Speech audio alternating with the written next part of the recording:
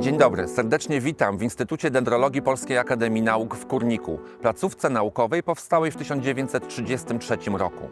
Od początku naszego istnienia prowadzimy badania roślin drzewiastych, a także upowszechniamy wiedzę o nich. Nasze badania obejmują dwie dyscypliny naukowe – nauki leśne i nauki biologiczne.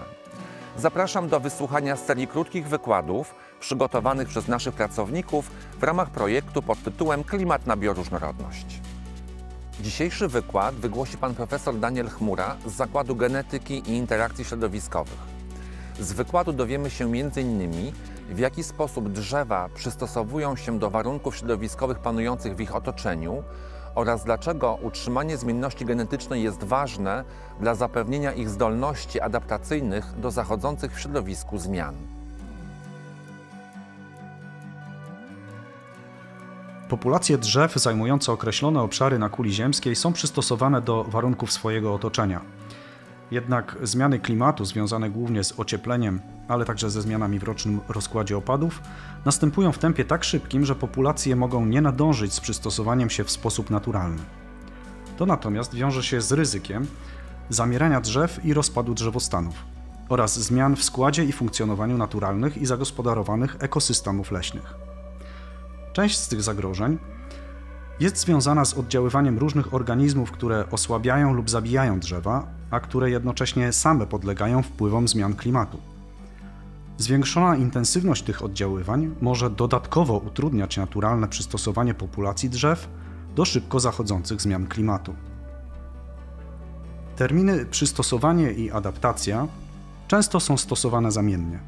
W sensie ewolucyjnym przystosowanie wiąże się ze stopniową zmianą składu genetycznego populacji w kolejnych pokoleniach. Cechy, które obserwujemy u osobników, są warunkowane przez ich geny zakodowane w łańcuchu DNA. Organizmy rozmnażające się płciowo otrzymują materiał genetyczny od swoich rodziców i drzewa nie są tutaj wyjątkiem. Połowę genów dostają od swojej matki, a połowę od ojca. Cechy osobnika, które możemy zaobserwować lub zmierzyć, nazywamy jego fenotypem, natomiast zestaw jego genów nazywamy genotypem. Najczęściej cechy, które obserwujemy, takie jak na przykład średnica lub wysokość, czy inne cechy anatomiczne, są warunkowane przez wiele genów. Jednak nie wszystkie cechy możemy łatwo zaobserwować. Należy tu wymienić grupę fizjologicznych cech roślin, takich jak natężenie fotosyntezy czy oddychania, czy ogólnie procesy biochemiczne zachodzące w komórkach. Te cechy również są warunkowane przez wiele genów, a wpływają na to, jak osobnik funkcjonuje w swoim otoczeniu. Fenotyp jest warunkowany przez genotyp, lecz podlega również wpływowi środowiska. Można to ująć w ten sposób, że genotyp, czyli zestaw genów, daje osobnikowi pewien potencjał, ale fenotyp, czyli cecha, zrealizuje się w zależności od panujących warunków środowiskowych. Kiedy mówimy o przystosowaniu, musimy spojrzeć z perspektywy nie pojedynczego osobnika, lecz z perspektywy populacji. W populacji istnieje zmienność zarówno cech, czyli fenotypów, jak i genotypów. Mierząc na przykład wysokość drzew, możemy określić zakres zmienności tej cechy w populacji. Populacja składa się z osobników, które mogą się ze sobą krzyżować, tworząc potomstwo o nowych kombinacjach genów. Indywidualne osobniki funkcjonują w swoim otoczeniu dzięki tzw. plastyczności fenotypowej. Na przykład drzewa rosnące w naszej strefie klimatycznej są w stanie przetrwać okres siarczystego mrozu zimą, jednak muszą być na te warunki odpowiednio przygotowane poprzez wejście w stan spoczynku. Gdy jednak silne, powtarzające się przymrozki występują wiosną, wtedy te drzewa, które już rozpoczęły wzrost, mogą być silnie uszkadzane lub nawet zginąć, przez co nie biorą udziału w rozrodzie i przekazywaniu swoich genów potomstwu. W ten sposób działa selekcja naturalna.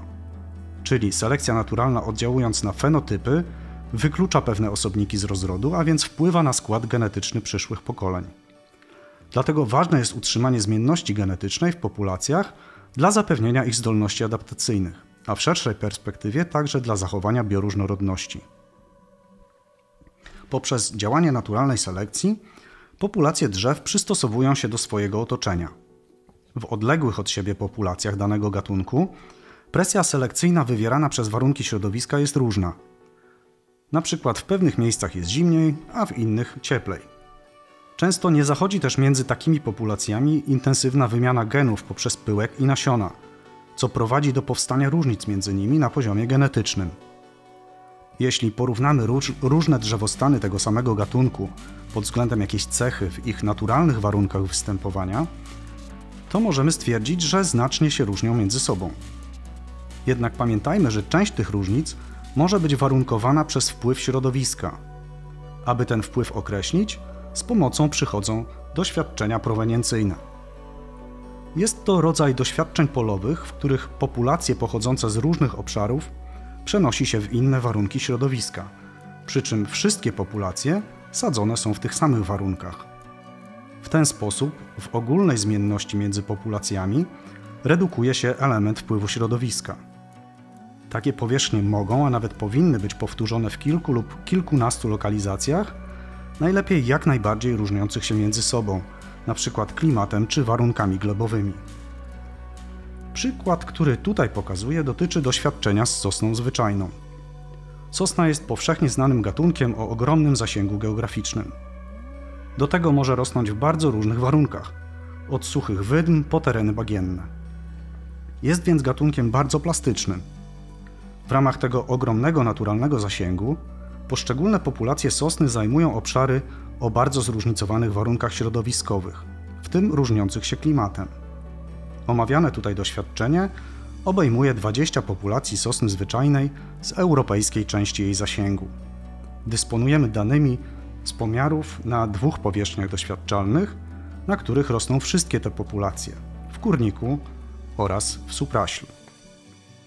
Cechą, którą prezentuję, jest miąższość drzewostanu w metrach sześciennych w przeliczeniu na hektar na danej powierzchni doświadczalnej. Jest to cecha dobrze świadcząca o zdolnościach przystosowawczych populacji, ponieważ bierze ona pod uwagę zarówno rozmiary drzew, czyli ich wysokości i średnice, jak i liczbę drzew, co jest związane z przeżywalnością. Kiedy spojrzymy na wykres zmienności miąższości drzewostanu w zależności od szerokości geograficznej miejsca pochodzenia nasion, ukazuje się obraz dość typowy dla wielu gatunków drzew. Na obu powierzchniach doświadczalnych populacje o najwyższej miąższości pochodzą ze stosunkowo niewielkiej odległości od powierzchni doświadczalnej. Szerokości geograficzne dla powierzchni są oznaczone pionowymi liniami w odpowiednim kolorze. Wzorzec zmienności między populacjami jest podobny w różnych środowiskach, czyli w kurniku i supraślu. Populacje z północy i południa Europy rosną gorzej niż populacje pochodzące z mniejszej odległości od powierzchni doświadczalnych, co wskazuje na różnice w ich przystosowaniu. Doświadczenia proweniencyjne nabrały ostatnio nowego znaczenia w związku z badaniem reakcji populacji drzew na zmiany klimatu. Dzieje się tak dlatego, że populacje przenoszone w nowe warunki środowiska doświadczają właśnie zmiany klimatu. Zarówno miejsca pochodzenia nasion, jak i lokalizacje powierzchni doświadczalnych można opisać za pomocą parametrów klimatycznych. Dzięki temu możemy badać, jak określony dystans klimatyczny wpływa na reakcję populacji. Na rycinie dystans klimatyczny pokazuje, jak daleko populacje zostały przeniesione w sensie średniej temperatury rocznej na wykresie po lewej stronie i sumy rocznych opadów na wykresie po prawej stronie. Dystans na minus oznacza przeniesienie w warunki chłodniejsze i bardziej suche, natomiast na plus w warunki cieplejsze i bardziej wilgotne. Na osi Y mamy znowu miąższość drzewostanu, ale wyrażoną w odniesieniu do średniej dla danej powierzchni doświadczalnej. 0 na osi Y oznacza średnią, a wartości na plus oznaczają wyniki lepsze od średniej, na minus wyniki słabsze od średniej.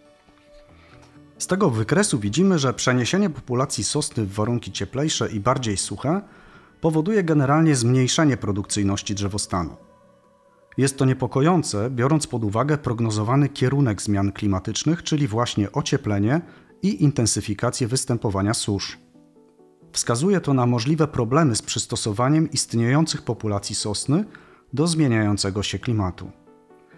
Podsumowując, populacje drzew z reguły są przystosowane do klimatu miejsca swojego pochodzenia, jednak tempo zmian klimatu może zaburzyć tę naturalną zdolność populacji do adaptacji. Przystosowanie populacji związane jest z naturalną zmianą ich składu genetycznego, a utrzymanie zmienności genetycznej będzie sprzyjało zdolności populacji do adaptacji. Wykorzystując doświadczenia proweniencyjne, możemy badać reakcje populacji drzew na zmiany klimatu, a także ich zdolności przystosowawcze.